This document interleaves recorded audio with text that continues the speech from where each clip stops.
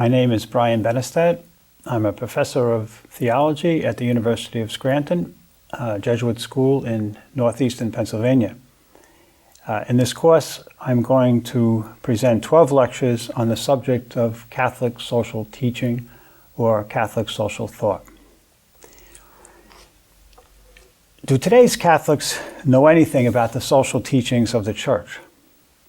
Otherwise stated, can a typical member of a Catholic parish give an account of Catholic social teaching? The answer is surely no, but to get the reality of Catholic life, there is another important question to be asked. Do Catholics live in varying degrees in accordance with the social doctrine of the Church? I believe that the answer has to be yes for those Catholics who are trying hard to take their faith seriously. Could they be making more of a contribution to the common good if they were better informed? No doubt. But we should not underestimate what practicing Catholics do for the benefit of society.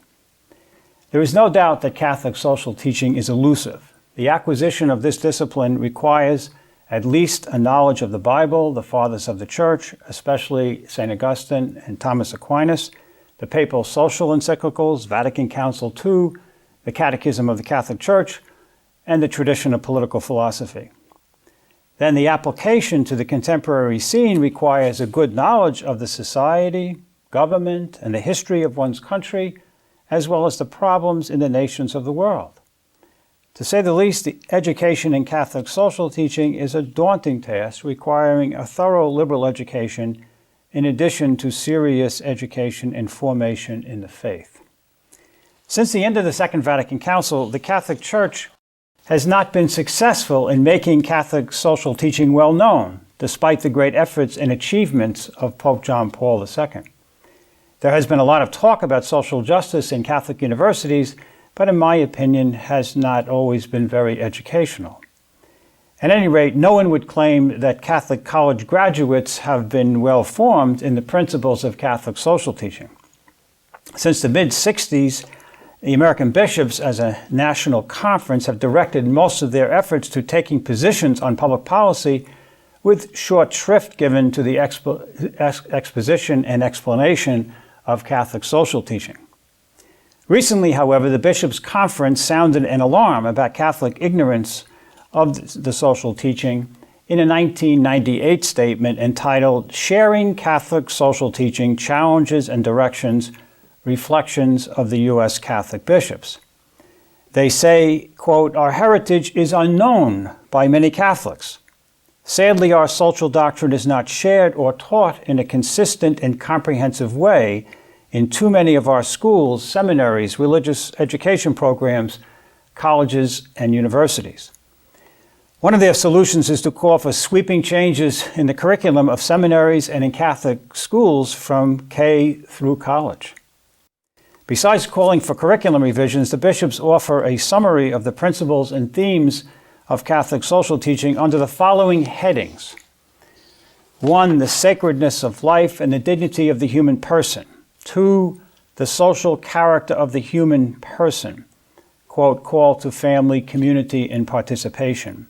3, rights and responsibilities. 4, option for the poor and vulnerable. 5, the dignity of work and the rights of workers. 6, international solidarity and care for creation. The bishops also mentioned subsidiarity, more about that later, and the common good. To supplement their presentation, they direct their readers to the new Catechism of the Catholic Church, 1994, the guidelines for the study and teaching of the Church's social doctrine and the formation of priests, a publication put out in 1988. By the Vatican Congregation for Education. And then they also direct attention to their own pastoral message entitled A Century of Social Teaching, published in 1990, and a report issued by a task force set up by the United States Catholic Conference of Bishops. The summary presented by the bishops in 1998 reiterates what they said in A Century of Social Teaching, published on the 100th anniversary of Pope Leo XIII's Rerum Novarum. The latter statement differs only in the order of the themes presented and the addition of the recommendation to exercise stewardship over creation. The bishop's selection and explanation of their themes is a good beginning, but reveals an approach to Catholic social teaching that does not appear to be firmly enough rooted in Augustine, Aquinas, the papal social encyclicals, Vatican Council II, and the tradition of political philosophy. Important elements of Catholic social teaching are not mentioned at all, or are so sketchily treated as to be incomprehensible to the lay reader. In this course, I will provide a supplement and at times an alternative to the scholarly paradigms upon which the bishops are relying. I begin my lecture by pointing out two significant differences between the episcopal statements of 1990 and 1998. There are two late additions to the basic paradigm of Catholic social teaching that were not present in a preliminary draft of the bishop's 1998 statement. The first addition is the last paragraph of the introduction. It reads, quote, "Our commitment to the Catholic social mission must be rooted in and strengthened by our spiritual lives. In our relationship with God, we experience the conversion of heart that is necessary to truly love one another as God has loved us." Now, this really means that understanding and living Catholic social teaching depends upon living the whole Christian faith. This obvious fact is hardly ever mentioned, yet it cannot be emphasized enough, since it is from their faith that most people begin to learn about the meaning of virtue and justice. The education of the mind and heart of people in the truths of the faith is the first and most basic contribution that the family, Catholic schools, and the church make to the common good. "We shall reach justice through evangelization," said John Paul II to the Latin American bishops early in 1979. Vatican Council II's Declaration of Religious Liberty says that society itself will benefit from the goods of justice and peace which result from the people's fidelity to God and His holy will. The other addition to the social justice paradigm occurs under the heading of the life and dignity of the human person. The text mentions the evils of abortion, assisted suicide, the death penalty, cloning, and proposals to perfect human beings by genetic engineering. These things were not mentioned under the same heading in the 1990 pastoral message on Rerum Novarum. Including them in the 1998 statement sends an important message about what cannot be tolerated in any society that aspires to promote human dignity. Now, if Catholics are going to learn more about Catholic social teaching, the usual social justice paradigm, most often used by the bishops, social activists, and academics, needs to be supplemented in a number of ways. First, it must be taught, in season and out of season, that the knowledge and practice of the faith as a whole is the indispensable condition for the reception and practice of Catholic social teaching. There simply is no substitute for wisdom and virtue in the citizens of a nation.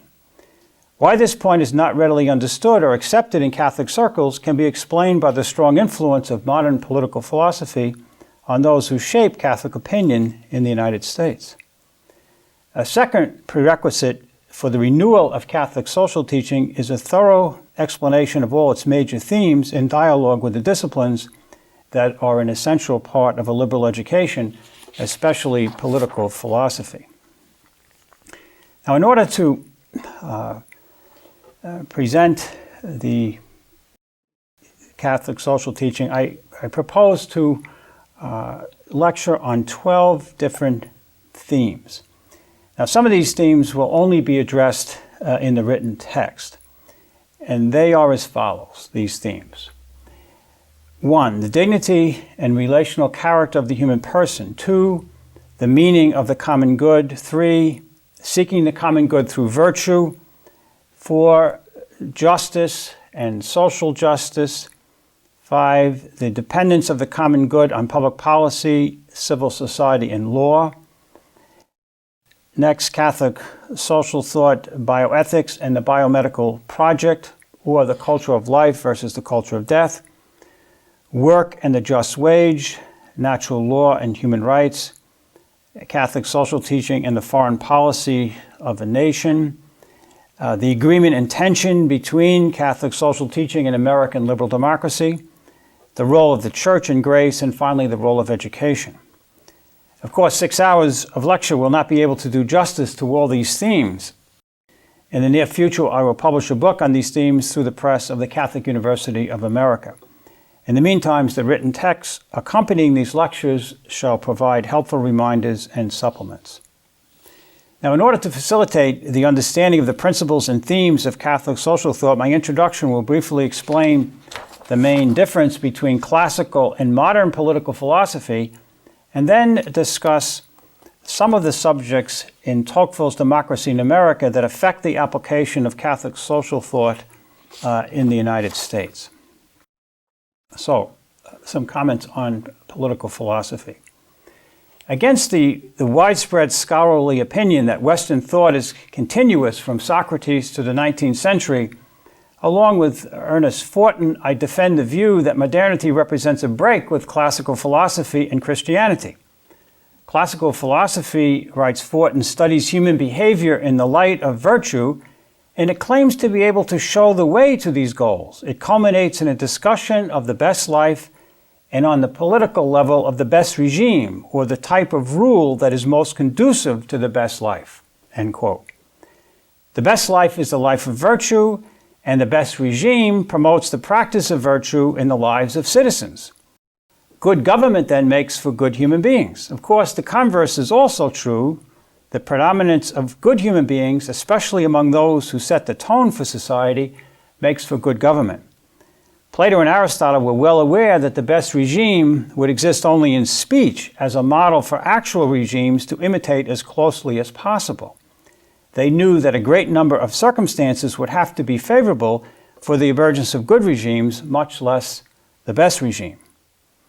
Machiavelli was the first philosopher to break with the classical view. A passage from chapter 15 of The Prince reveals his quarrel with the classical orientation. Quote, "And many have imagined republics and principalities that have never been seen or known to exist in truth.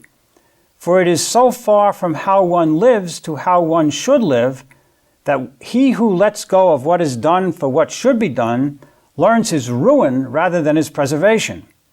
For a man who wants to make a profession of good in all regards must come to ruin among so many who are not good." End Machiavelli's quotation. What has never existed in reality is, for example, the best regime as described by Plato in the Republic. The ideal cannot be realized because most people do not seek excellence as they ought. Seeing things the way they are, Machiavelli proposes a political philosophy that abandons the ideal and takes its bearings by the way most people tend to behave most of the time. In line with this new orientation, Machiavelli proposes a new ought. Henceforth, rulers should not rule in such a way as to help people live as they ought in some ideal sense. Rather, they ought to be good or bad according to the needs of the situation.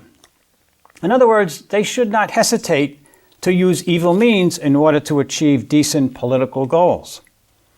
Now, the form in which the trend inaugurated by Machiavelli became respectable and attractive was through the invention of universal natural rights by Thomas Hobbes and their elaboration by John Locke.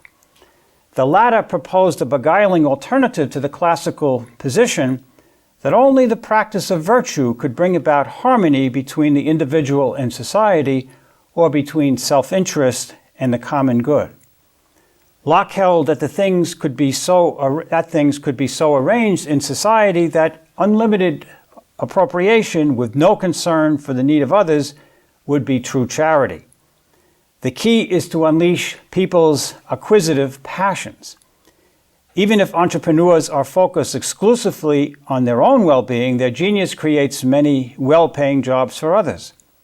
In Locke's perspective, unlimited acquisitiveness is more effective in promoting the common good of society than moderation or charity because it is more reliable. Simply by pursuing their own selfish goals, people automatically contribute to the realization of the common good. Now, Locke's political philosophy is largely responsible for the acceptance of natural rights doctrines. Locke convinced people that they are by nature free and equal and have rights to life, liberty, and property. I believe that looking at life through the prism of rights initiated a quiet revolution in the way people understood the purpose of their own lives as well as the end of society. It was a quiet revolution because many citizens, including church leaders, do not realize that rights are not simply another way of talking about classical virtue or the teaching of Jesus Christ. In fact, the doctrine of rights presupposes an understanding of human nature which is no longer defined in terms of its highest aspirations, but rather assumes that people cannot really rise above preoccupation with their own interest. The language and perspective of rights then constitutes a sharp break with the idealism of the ancients. Ernest Fortin summarizes this shift in perspective in a way that illustrates the difference between ancients and moderns. Quote, "The passage from natural law to natural rights and later, once nature had fallen into disrepute, human rights represents a major shift in our understanding of justice and moral phenomena generally. Prior to that time, the emphasis was on virtue and duty, that is, to what human beings owe other human beings or to society at large, rather than on what they can claim from them." In the few minutes that remain, I would like to examine some of Tocqueville's thoughts on America. One of Tocqueville's main points is that democracy is not a neutral regime. By its nature, it promotes both a certain way of looking at things and even a way of life. For example, Tocqueville argues that the power of the majority is not only predominant, but irresistible. Once the majority makes up its mind on any particular question, there are, so to say, no obstacles which can retard, much less halt its progress and give it time to hear the wails of those it crushes as it passes. The consequences of this state of affairs are fate-laden and dangerous for the future. Tocqueville fears that Americans will give up thinking, even accept their religion as a common opinion, rather than as revealed by God, and ultimately conform their way of thinking and acting to the reigning public opinions. In other words, they will take their bearings by what is powerful in the culture and ascribe normative character to the spirit of the age. In a section entitled "The Power Exercised by the Majority in America Over Thought," Tocqueville makes one of the most shocking statements of his book. Quote, "I know no country in which, generally speaking, there is less independence of mind and true freedom of discussion than in America." Then he adds, "There is no freedom of the mind in America." Of course, these statements logically follow from Tocqueville's observations about the power and influence of majority opinion. How can there be independent and free minds when majority opinion dictates how individuals ought to look at things? How can freedom be assured when untutored subjective wills are more likely to give rise to majority opinion than objective truth? Not that truth cannot enter into the formation of majority opinion and thus guide the exercise of freedom, but that depends especially on the success of religious leadership, real religious conversion, and various kinds of political and civic initiatives. Now, how religion guides and moderates is neatly summarized in this oft-quoted sentence from Tocqueville's Democracy in America. Quote, "Religion, which never intervenes directly in the government of American society, should therefore be considered as the first of their political institutions. For although it did not give the American people the taste for liberty, it singularly facilitates their use thereof." End quote. Even though the law allows them to do most everything, religion prevents them from imagining and forbids them to dare. In particular, religion moderates the love of material things and the desire to be sovereign, promotes its adherents to have common bonds and to be in solidarity with others. It regulates family life, especially through the influence of the woman, and thereby has an immense influence on society and the state. So religion is very useful for the preservation of democracy. But as the French political theorist Pierre Monnet rightly notes, quote, "The religion of the Americans loses its utility proportional to their attachment to it for reasons of utility." Now, while Tocqueville's analysis of American democracy is very perceptive and still most relevant, Catholicism, in some important ways, doesn't fit his description of religion in America. Tocqueville believes that all religions are necessarily transformed by democracy so as to suffer some significant loss. I and many others would grant that Catholicism in America is affected by public opinion, the political correctness of the more educated classes, and the deviations of contemporary philosophy previously mentioned.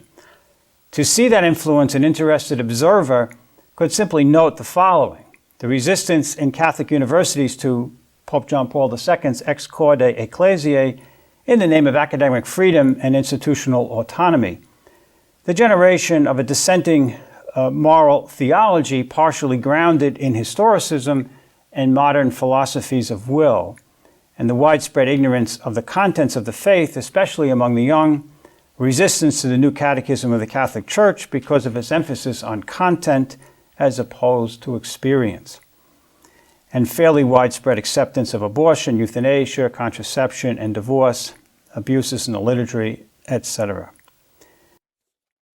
Now, although Americans tend to understand freedom more in relation to rights than to truth, they are not impervious to Pope John Paul II's argument that real freedom depends on knowing and living the truth about God and man.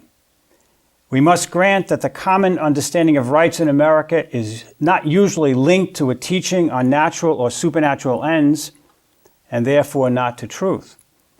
As Professor Daniel Mahoney of Assumption College puts it, human beings are rights-bearing individuals and hence worthy of respect. This is the unchallenged faith of modern democracy.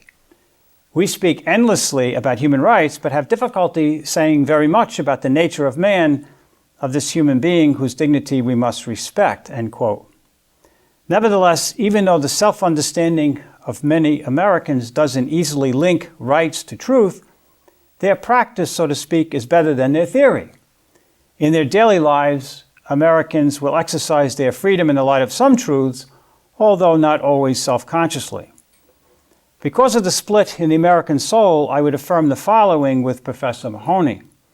It is to be expected that the two notions of liberty that we have discussed, the self-sovereignty of man, or the exercise of autonomy without the summum bonum or highest good as the lodestar, and liberty under God, will continue to compete for the loyalty of democratic citizens and for the souls of individual men and women. This division, that between the understanding liberty as autonomy or understanding liberty under God, this division is what ultimately is at stake in our culture wars. Now, many Americans think that the separation of the church and the state in the United States means that the Catholic Church really has no business making suggestions for governance of the political order or even shaping the customs of life in society. But on the other hand, there is some explicit and much latent receptivity to the concept of liberty under God. If American Catholic universities could eventually find a way to educate their graduates to think intelligently about the moral and legal requirements of democratic regimes, then there could be enthusiastic responses to the proposals of Catholic social teaching for the constitution of a good democracy or liberty under God. I am afraid, however, that the prospects for that kind of education on a wide scale are still quite dim. My hope is that Ex Corde Ecclesiae will eventually be a catalyst to bring about the renewal of Catholic liberal education. Well, that's the end of my introduction to the themes of Catholic social teaching, and my hope is that everyone will see that the study of political philosophy, especially the difference between ancient and modern political philosophy, will be very important really to appreciate the themes of Catholic social teaching. So in our next lecture, we will address the topic of the dignity of the human person, and following that, we will try to determine the meaning of the common good.